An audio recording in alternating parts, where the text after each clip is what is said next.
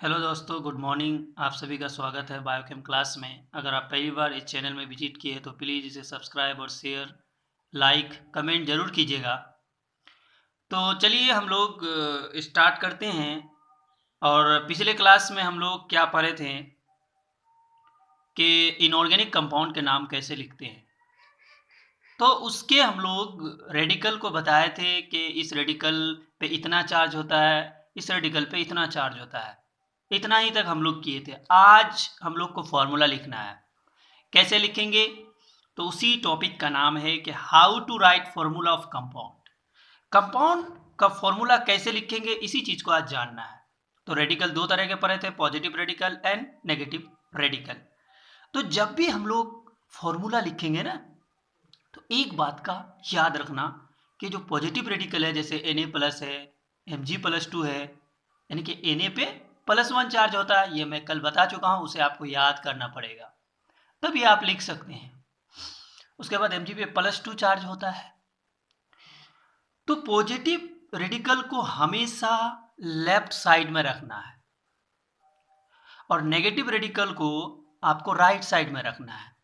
उसके बाद उसमें जो वैलेंसी है, आप किसी में +1 है, किसी में +2 है, किसी में +3 है, तो उसको क्रॉस कर देना है। यानी दाहिने वाला का वैलेंसी बाएं वाले को दे देना है और बाएं वाले का वैलेंसी दाएं वाले को दे देना है। इस तरह से आप कंपाउंड लिख लेंगे। जैसे देखिए, हम लोग को एक एग्जाम्पल दिया है कि सोडियम कार्बोनेट। अब आपको बोला है कि इसका आपको फॉर्मूला लिखना है, तो आप कैसे लिखेंगे? हम लोग जानते हैं कि सोडियम को Na कहते हैं और उस पर चार्ज कितना होता है? +1 चार्ज होता है, जो हम लोग पढ़ चुके हैं। कार्बोनेट CO3 होता है। कार्बोनेट को आपको याद रखना पड़ेगा कि कार्बोनेट CO3 को कहते हैं। और CO3 पे कितना चार्ज होता है? तो -2 चार्ज होता है। और ये क्या होता है? नेगेटिव रेडिकल होता है। अब जरा देखिए, इस पे +1 चार्ज है, इस पे -2 चार्ज है। इसके -2 को इसको दे दो और इसके +1 को इसको दे दो। अब हम लोग जो कंपाउंड का नाम लिखेंगे तो Na2 हो जाएगा, ये 2 इसके पास आ जाएगा और यहाँ पे CO3 हो जाएगा। 1 को तो लिखा नहीं जाएगा। तो इससे क्या पता चला कि Na2CO3 यानी सोडियम कार्बोनेट का जो फॉर्मूला होगा वह Na2CO3। अब तक हम लोग रटते थे Na2CO3, लेकिन ये नहीं जानते थे कैसे Na2CO3 हुआ। अब हम लोग जान चुके हैं कि इस तरह से हम लोग लिख सकते हैं। उसी तरह से आपको दे देगा सोडियम सल्फेट। तो सोडियम फिर Na, सोडियम के जगह, और सल्फेट के जगह हम लोग जानते हैं कि SO4 होता है। अब ये पता करना इस पे चार्ज कितना होता है। इस पे +1 चार्ज होता है और SO4 पे -2 चार्ज होता है, जो आपको याद करना पड़ेगा। मैं पहले ही आपको लिखा चुका हूँ, बता चुका हूँ। अब इसके वैलेंसी को इसको दे दो और इसके वैलेंसी को इसको दे दो, बस। अब Na2SO4 ये आपका फॉर्मूला बन गया। इसी को हम लोग सोडियम सल्फेट कहते हैं। चलिए और चलते हैं।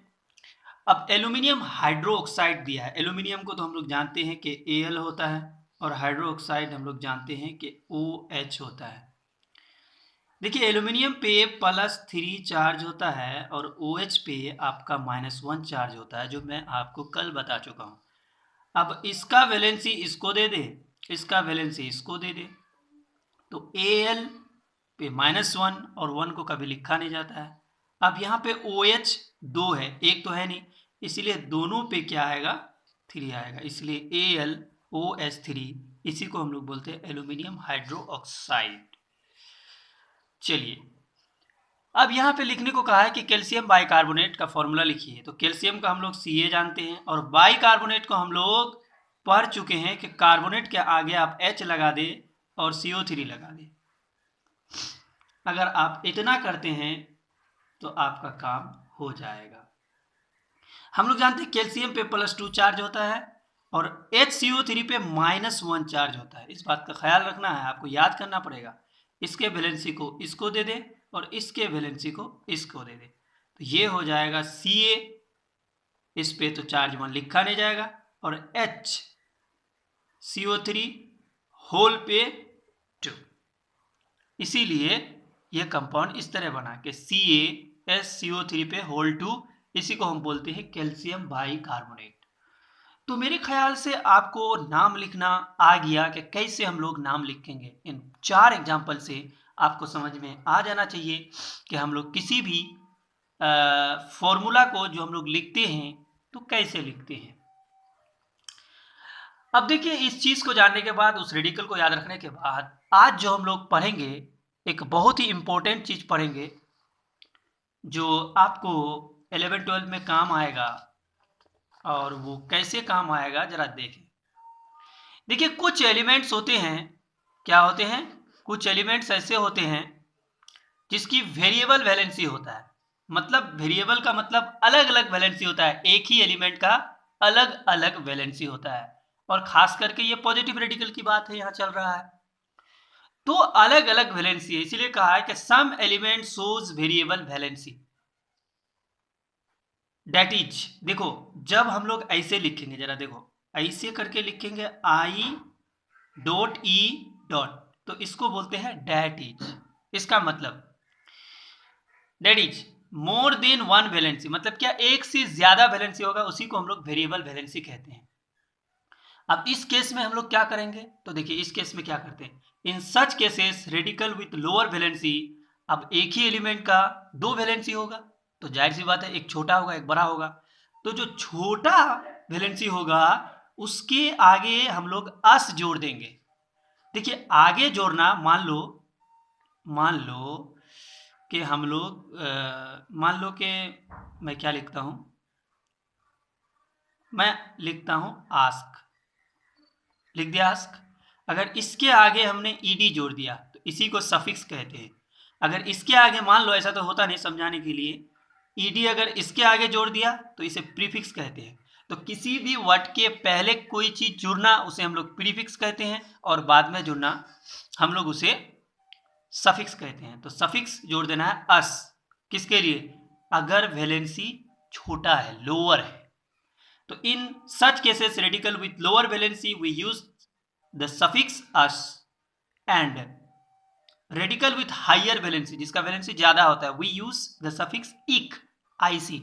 एग्जाम्पल से आपको समझ में आएगा। जैसे देखिए यहां से समझिए, कॉपर, कॉपर है यहाँ पे Cu, इसका +1 जो होता है, इस पे कॉपर पे +1 भी चार्ज होता है, +2 भी चार्ज होता है। तो अब +1 कम है, इसीलिए कॉपर का हम लोग लैटिन नाम जानते हैं, क्या जानते हैं, पढ़े हैं। तो यहां पे हम लोग अस जोड़ देंगे, क्यूप्रस, क्या जोड़ देंगे, क्यूपरस। उसके बाद अब ये +2 वाला, इसलिए क्यूप्रिक लिख देंगे। और इसको दूसरे स्टाइल में हम लोग लिखेंगे कि इस पे, इस क्यूप्रस पे कितना चार्ज था, +1, इसीलिए इसको +1 में नाम लिख देंगे। यहाँ पे कॉपर लिखेंगे, ये कॉपर आपको जो नेम है लैटिन नेम में नहीं, जो ऐसी बोला जाता है उसी नाम को उतार देना है, और यहाँ पे आपको वैलेंसी को लिख देना है। इससे हम समझ जाएंगे कि इस कॉपर के पास वैलेंसी 1 है और इस कॉपर के पास वैलेंसी 2 है। उसी तरह हम लोग ये जो फेरस लिखते हैं तो इस पे कितना चार्ज होता है, +2 चार्ज होता है, ठीक है। फेरस यहाँ पे जो लिखे हैं, तो फेरस क्लोराइड, यहाँ पे हम कंपाउंड का ही नाम लिख दिए कि इस पे +2 चार्ज है, इसलिए इसको फेरस क्लोराइड लिखे। और इस पे आपका +3 चार्ज है, इसलिए इसको फेरिक क्लोराइड लिखे। इसे जब हम लोग इस अक्षर में लिखेंगे, यानी रोमन अक्षर में वैलेंसी को लिखेंगे, तो हम लोग क्या करेंगे, आयरन लिखेंगे। यहाँ पे अब फेरस और फेरिक वाला नहीं, जो मेन उसे हम लोग आयरन बोलते हैं। तो आयरन क्या हो जाएगा, 2 और 3 है, तो आयरन 2 लिख दे। उसके बाद आयरन 3 लिख दे, आपको पता हो जाएगा, आयरन 2 एंड आयरन 3, इससे आप पता चल जाएगा। तो इसी तरह से था, इसका नाम हम लोग इस तरह से लिखते हैं कि कुछ वैलेंसी से, और उसको हम लोग इस तरह से लिखते हैं। तो मेरे ख्याल से आपको समझ में आ गया होगा। अब हम लोग कुछ चीज़ें पढ़ते हैं जो हमारे लिए जानना ज़रूरी है। तो चलिए देखिए हम लोग क्या पढ़ने वाले हैं, इसे आप गौर से सुने। देखिए बाइनरी कंपाउंड, बाइनरी कंपाउंड के बारे में हम लोग जानते हैं कि बाइनरी कंपाउंड क्या है, क्योंकि उसी तरह से उसी का है। देखिए, binary compound made up of only 2 element are called binary compound. सिर्फ अगर आपका 2 एलिमेंट से कोई कंपाउंड बना है तो उसी को बाइनरी कंपाउंड कहा जाता है। और बाइनरी, बाइनरी, ये 2 के लिए आता ही है, 2 के लिए। फॉर एग्जाम्पल जैसे HCl, यहाँ पे हाइड्रोजन एक एलिमेंट है और Cl एक एलिमेंट है। उसी तरह मान लो CO, कार्बन एक एलिमेंट है और ऑक्सीजन एक एलिमेंट है। उसी तरह CO2, C एक एलिमेंट है। अब यहाँ बोलोगे ऑक्सीजन तो 2 है। बाबू, ऑक्सीजन ही ना है, कुछ और तो नहीं है, तो ऑक्सीजन एक दूसरा एलिमेंट है, तो इसीलिए यहाँ पे भी वही होगा। अब ये तो हम लोग पहचान लिए कि इसे बाइनरी कंपाउंड कहते हैं। अब नेमिंग ऑफ बाइनरी कंपाउंड कहता है कि बाइनरी कंपाउंड के नाम को हम लोग कैसे लिखते हैं, उस चीज को जानते हैं। तो चलिए पढ़िए कि write the name of first element first and then name the second element by taking the first part of element name and adding ID। इसका मतलब क्या हुआ? सबसे पहली बात, कोई भी बाइनरी कंपाउंड लो, जैसे HCl ले लिए, तो उसके जो पहला एलिमेंट है उसको ज्यों का त्यों उतार दो। ये हाइड्रोजन है तो हाइड्रोजन उतार दिए। कहता है कि दूसरा जो एलिमेंट है उसके आगे जो हम लोग पढ़ते हैं, जैसे क्लोरीन पढ़ते हैं, उस पर ID जोड़ दो, बस नाम हो जाएगा। तो हाइड्रोजन क्लोराइड, हाइड्रोजन ब्रोमाइड, ये सिलिकॉन कार्बाइड, ये हम लोग पहले भी पढ़ सकते हैं, ID जोड़ देते हैं। लेकिन होता क्या, ये तो सिंपल था, आप जान लिए। कहता है कि sometimes one pair of element for more than one different compound.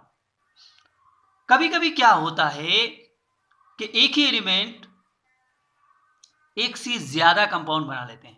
For example जैसे कार्बन और ऑक्सीजन जुड़ता है तो CO बनाता है, जिसे हम लोग कार्बन मोनोऑक्साइड कहते हैं। और यहाँ यहीं पे CO जुड़ने से CO2 भी बनता है, तो इसे हम लोग क्या कहते हैं? कार्बन डाइऑक्साइड कहते हैं। आखिर ऐसा सब नाम क्यों पड़ गया? तो उसके लिए कुछ रूल है। देखिए, कुछ प्रीफिक्स हम लोग आगे जो जोड़ते हैं, आखिर क्यों जोड़ते हैं, जरा गौर सुनिए। तो यहाँ पे देखिए, केमिस्ट्री की दुनिया में एक के लिए हम लोग मोनो करते हैं। यहाँ पे ऑक्सीजन एक था इसीलिए इसका कार्बन मोनोऑक्साइड नाम पड़ा। यहाँ पे 2 ऑक्सीजन था इसलिए कार्बन डाइऑक्साइड पड़ा। तो 1 के लिए मोनो, 2 के लिए डाई, 3 के लिए ट्राई, 4 के लिए टेट्रा, 5 के लिए पेंटा, 6 के लिए हेक्सा और 7 के लिए हेप्टा, 8 के लिए ऑक्टा। बस यही चीज है और कुछ नहीं है। उसी तरह देखिए, यहाँ पे सल्फर और ऑक्सीजन जुड़ता है तो SO2 भी बनता है, SO3 भी बनता है। तो SO2 के लिए हम लोग बोलते हैं सल्फर डाइऑक्साइड और SO3 के लिए सल्फर ट्राइऑक्साइड। इसी तरह हम लोग नाम पढ़ते हैं। उसी तरह यहाँ PCl3 है, यहाँ PCl5 है, तो इसको बोलते हैं फॉस्फोरस ट्राइक्लोराइड, इसको बोलते हैं फॉस्फोरस पेंटाक्लोराइड। तो नाम पढ़ने में हम लोग को और कोई हर्ज नहीं है।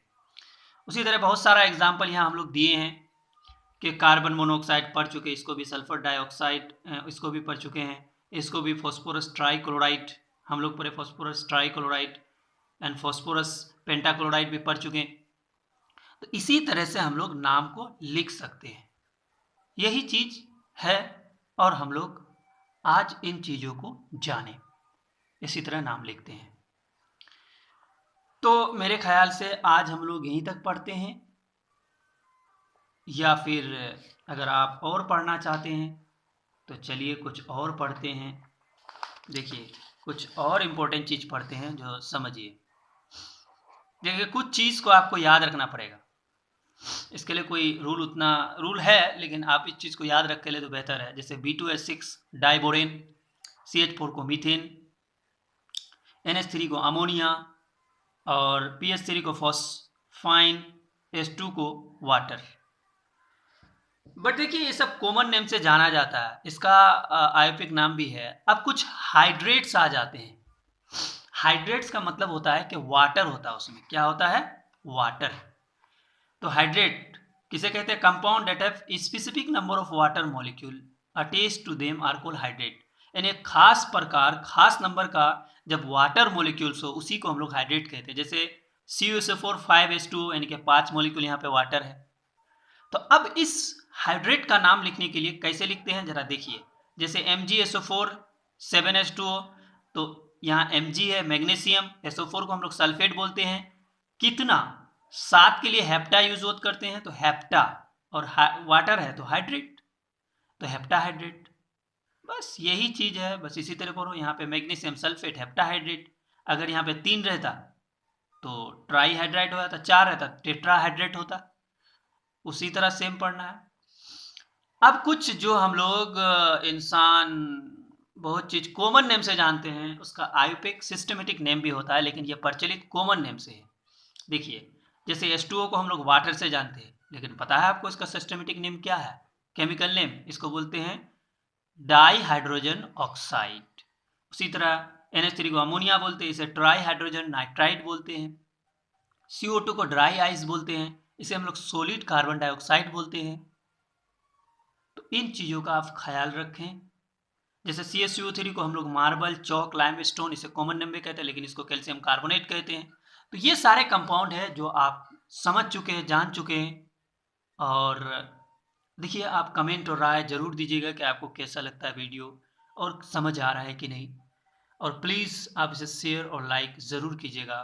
तो आज यहीं तक हम लोग पढ़ते हैं, फिर पिछले क्लास में पढ़ेंगे। Thank you for watching this video.